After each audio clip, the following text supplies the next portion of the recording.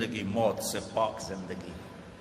اس لیے بیس کر عبادتیں بڑی تھوڑی سی 5 نمازیں ہیں، پڑھنے میں کیا دیر لگتی.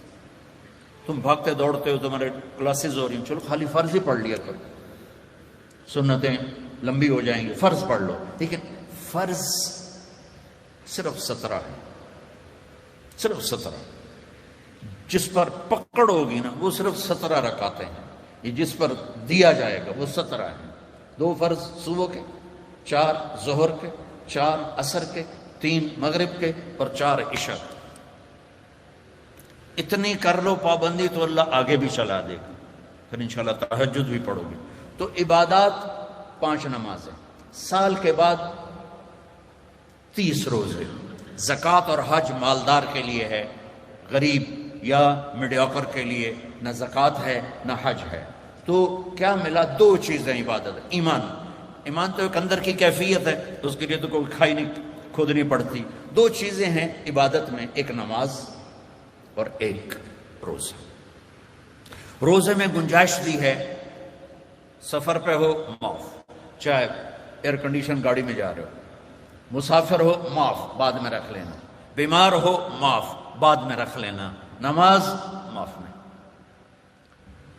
مجھے ہارٹ اٹیک ہوا تو مجھے ہلنے نہیں دیتے تھے، یقیناً ایسے ہوتا ہے. تو میں نماز کیسے پڑھتا تھا؟ لیٹ اللہ اکبر، اور جب رکوع کرنا ہوتا تو بس آنکھ کا اشارہ ایسے کرتے تھے. جب سجدہ کرنا ہوتا تو تھوڑی سی گردن نیچے جھکا دیتا تھا. میرا اللہ کہتا ہے قبول ہے، لیکن چھوڑنی نہیں ہے. چھوڑنے کی اجازت دیتا تو میدان کربلا میں میرے اپنے نبی کے نواسے کو دیتا. اس نے سجدے میں سر کٹا کے بتایا کہ لمز تو بڑی چھوٹی جی شے ہے، یہاں زیر خنجر بھی یہ پیغام سنایا ہم نے، ہم کلمہ گو ہیں، ہم نے سجدہ نہیں چھوڑنا ہے. میرے نبی جب پیدا ہوئے تو دائی نے آپ کو لیا، اور چند چیزیں عجیب و غریب ہوئیں آپ کی پیدائش. آپ کی پیدائش ایسے صاف ستھرے پاک پیدا ہوئے کہ جسم پر گندگی کا نشان نہیں، اور خوشبو پھیل گئی کمرے میں. دوسری نشانی کیا ہوئی کہ ختنہ بچوں کا ہوتا ہے پیدا ہونے کے بعد، آپ ماں کے پیٹ سے ختنے کے ساتھ پیدا ہوئے. تیسری، ماں کی ناف اور بچے کی ناف اور ماں کی آنت آپس میں جڑے ہوتے ہیں تو اس کو کاٹنا پڑتا ہے. تو میرے نبی اندر سے کٹوا کے آئے، اللہ نے اتنا ہی آسانی سے پیدا کیا. اب معصوم بچے کو دائی تھی، انہوں نے رکھا، ساتھ لٹایا، حضرت آمنہ کے ساتھ لٹایا.